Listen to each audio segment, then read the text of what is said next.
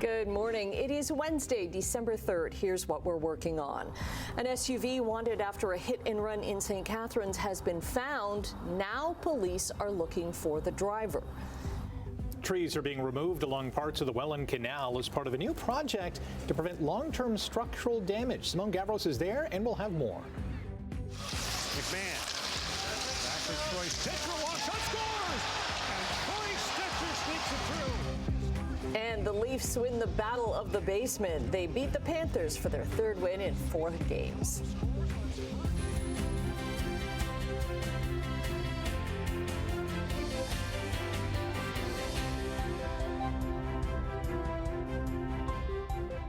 Thanks so much for joining us this morning. Gonna warn you, it's cold.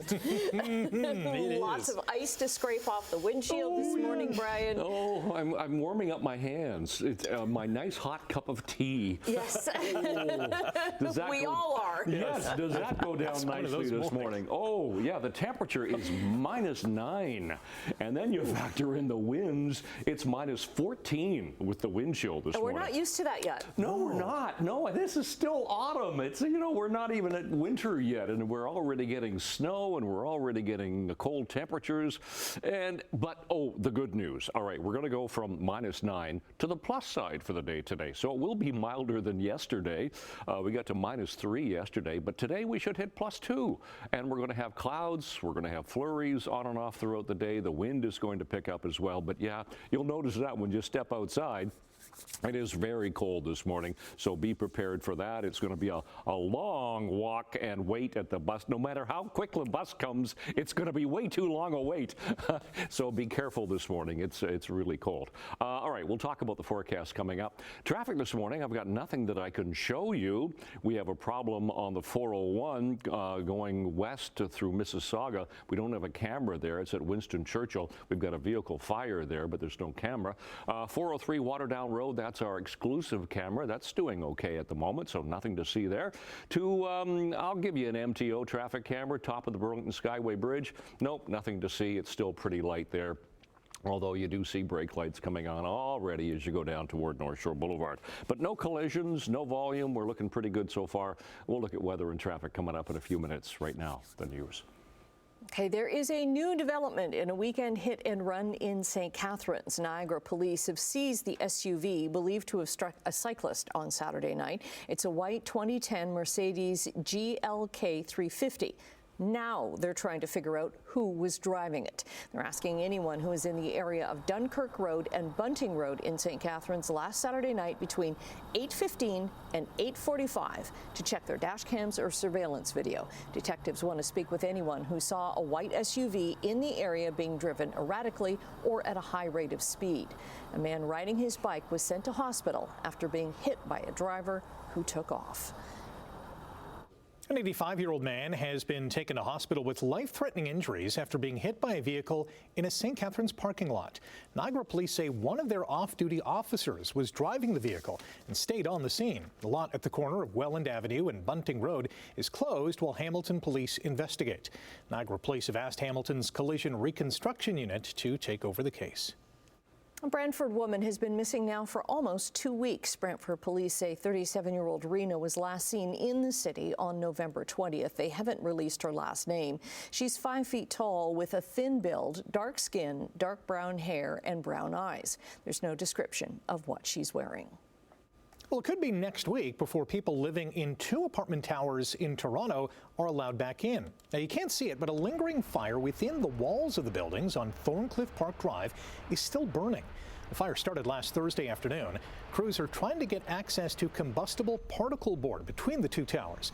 Both were evacuated because of elevated carbon monoxide levels. Nearly 300 people are staying with friends, family, or in hotel rooms until they're cleared to return to their homes. Well, despite claims from the White House that fentanyl is primarily a border issue, Canadian police say the illegal drug trade is largely domestic. With support from several police agencies, the RCMP say its nationwide investigation, which ran from May until the end of October, targeted fentanyl traffickers, production labs, distribution networks, and those who finance the drug trade. Among the seizures, They recovered a total of 386 kilograms of fentanyl and replica drugs, which police say accounted for roughly 78% of all fentanyl seized in Canada this year. U.S. President Donald Trump has repeatedly raised concern about the southbound flow of fentanyl, criticism that his administration has used to justify tariffs against our country. We've highlighted that the surge of fentanyl impacts all in North America. The source is not each other. The source is from external countries, external regions. So fentanyl is not going certainly from Canada to the U.S. We have very good conversations, and we have ongoing dialogue. And every opportunity we have, we convey that. Last week, as you know, both Attorney General Bondi as well as Undersecretary of Law, who is the DHS. RCMP say almost all of the fentanyl produced in Canada was intended for the domestic market. Burlington City Council has approved the 2025-26 budget, focusing on upgrades to services and infrastructure. The finalized budget includes a 5.8% increase in the city's operating budget, resulting in an overall property tax hike of 4.49%. Over $106 million has been allocated for infrastructure improvements, targeting aging roads, parks, and city facilities. The budget also funds new fire vehicles and communication equipment, hybrid electric transit buses, a new handy van, and stormwater management projects. Additional funding is earmarked for traffic management upgrades and enhanced services in parks and community centers. Changes are coming to Ontario's recycling services in the new year. With those changes, commercial businesses, municipal facilities, and daycares are among those who will become responsible for managing their own recyclables starting January 1st. And in St. Catharines, a downtown business association says small businesses are becoming increasingly frustrated by the lack of clarity around this new system. Officials in Niagara Region say they've heard the concerns, but there's only so much that they can do. This isn't a Niagara-only issue. This is a provincial issue that impacts every other municipality. So we're working with them. We're working with waste management industry associations as well to bring forward these issues to the government in the hopes of identifying a long-term solution. When it comes to household recycling, the Niagara Region says curbside pickup will not be affected. The list of materials accepted in blue bins will, in fact, be expanded. Ontario students' standardized testing results are set to be made public today. Results from math and literacy testing by the Education Quality and Accountability Office are normally released a lot earlier in the fall, but Education Minister Paul Calandra delayed the release this year. He has said he wanted to take a deep dive into the results, suggesting that changes may be coming. EQAO says it will provide its assessment results at the provincial level and for each school and school board. Well, you may notice fewer trees along parts of the Welland Canal. That's because of a new project being led by the St. Lawrence Seaway to remove trees and shrubs to prevent long-term structural damage. The project website says it's needed for safety reasons because of overgrown tree roots and possible erosion along the banks. The first part of the removal is taking place at 3 spots in St. Catharines along the Welland Canal. Work started in the middle of last month, and it's set to be complete in the spring. Work was identified as a necessity almost 10 years ago, and it's gone through different processes since then. Once the project is done, there will be more grass and over 10,000 square meters of pollinator-friendly habitat. The Niagara Peninsula Conservation Authority says it's not involved with this removal project. 2 groups are working together, though, to plant trees in other suitable locations. The path trail in that area has been closed temporarily on weekdays between 7 in the morning and 5 in the afternoon. A federal antitrust suit in the U.S. against NASCAR is underway in North Carolina. It's being brought by Front Row Motorsports and 23XI Racing Team, which is co-owned by former NBA star Michael Jordan. They accuse NASCAR, which is the major sanctioning body for pro stock car racing, of restraining fair competition and of violating antitrust laws. One of the first people on the stand was NASCAR driver Denny Hamlin. We had a story about that a couple of days ago. Toronto, who also co-owns 23X1. He's repeatedly called NASCAR a monopoly on the stand and says it's time for a change in the sport. This trial is expected to go on for at least a couple of weeks. Sportsline, longtime friend of mine sent me a text last night quoting Al Pacino's famous line in The Godfather 3, "Just when I was getting out, they pull me back in." My friend Paul was talking about the Maple Leafs. McMahon. Backwards choice. Pitcher, long shot, scores! And Troy Stecher sneaks it through. His first of the lead. And Toronto's got a 1-0 lead. And for the third straight game, Toronto scores on its first shot. Troy Stecher and Scott Laughton scored their first goals of the season as the suddenly streaking Maple Leafs took down the defending champion Panthers 4-1 in Florida. Dakota Joshua added a goal and an assist for Toronto, who've won 2 games in a row and 3 of their last 4. Bobby McMahon had a couple of assists for the Blue and White. Joe Wall made 26 saves in the win. The loss leaves the Panthers in last place in the Eastern Conference. Now Bunting driving, slides it over, they score! It's Ozzy! Touching moment in last night's Nashville-Calgary game. Predators rookie Ozzy Weisblatt scored his first NHL goal as the Predators beat the Flames 5-1. Weisblatt, whose older brother Orca died in a car crash in September, pointed skyward after getting the goal. Kendall Coyne-Schofield's hat trick lifted the Minnesota Frost to a 5-1 win over the Ottawa Charge. It was the first time the two teams met since Minnesota beat Ottawa in May to clinch their second straight Walter Cup championship. Fans in Ottawa wore pink to support Charge head coach Carla McLeod, who recently announced that she's battling breast cancer. Scotty Barnes and Emmanuel Quickly helped the Raptors stop a 2-game skid last night. Barnes scored 28 points, Quickly chipped in with 23 to lead Toronto to a hard-fought 121-118 win over the Trailblazers. The Raps have won 8 straight home games. They're 15-7 on the season, good for second place in the East. Canadian Shaden Sharp, who's from London, scored 23 points for Portland. Shai Gilgeous-Alexander was up to his old tricks last night in leading the Thunder to their 13th win in a row. The Hamilton superstar scored 38 points as Oklahoma City bounced Golden State 124-112. It was the 93rd game in a row in which SGA has scored at least 20 points, and that puts him 34 away from breaking Wilt Chamberlain's record. The defending champion Thunder are an NBA best 21-1. You can never have enough good pitching in baseball, and the Blue Jays are taking that to heart this offseason. The Blue Jays have signed right-hander Cody Ponce to a 3-year, $30 million deal. The 31-year-old Ponce recently won MVP honors in the Korea Baseball Organization, where he went 17-1 with a 1.89 ERA and collected 252 strikeouts in 180-plus innings. Ponce hasn't pitched in the majors since 2021. Pitcher Alek Manoah is now a former Blue Jay. The right-hander has signed a 1-year deal with the Angels worth $1.95 million. The former All-Star hasn't pitched in the majors since undergoing Tommy John surgery in June of 2024.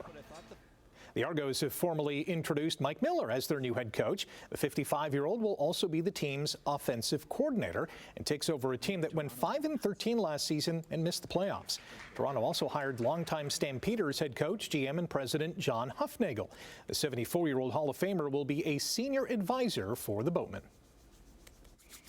6:13. Hey, welcome to a Wednesday morning. Let's get you into this cold start to the day. It'll get better, but it's cold right now, and we'll talk about the forecast. But right now, look at traffic. Traffic in the Hamilton area is doing fine, so nothing here at the 403 and Waterdown Road. That looks pretty good. Obviously, busier coming out of Hamilton than going in. The Link, the Red Hill Valley Parkway, other areas of the 403, nothing to see. Oh, but the QEW. Let's go to the QEW camera here. This is just east of Walker's Line, so you're heading Toronto bound away from us. It's the left lane that is blocked with a collision. At least we have a tow truck on the scene there already. As you can see, the HOV lane is moving fine. The right 2 lanes are moving fine, but everybody has to get out of that left lane and get around that particular problem, so causing a bit of a backlog as you go back to Walker's Line, back to Guelph Line as well. Otherwise, we're not doing too badly at the moment. Again, top of the Burlington Skyway Bridge, that looks pretty good right now, so no other problems. Let's get to our temperature. That's a problem this morning, but at least It's come up a bit. We were -9 last hour. We're now sitting at -7. The winds picked up a little bit, so that still gives us a wind chill of -13. You feel that when you step out. The sky is overcast. It is cloudy, yeah, and we will get some flurries later on today, and that's basically the bus stop forecast for today. Cloudy, flurries. But look at that temperature. We should hit the plus side today. We should hit +2. The winds will be fairly strong. We have an approaching cold front. That's going to go through later on tonight, so we're looking at cold temperatures back again.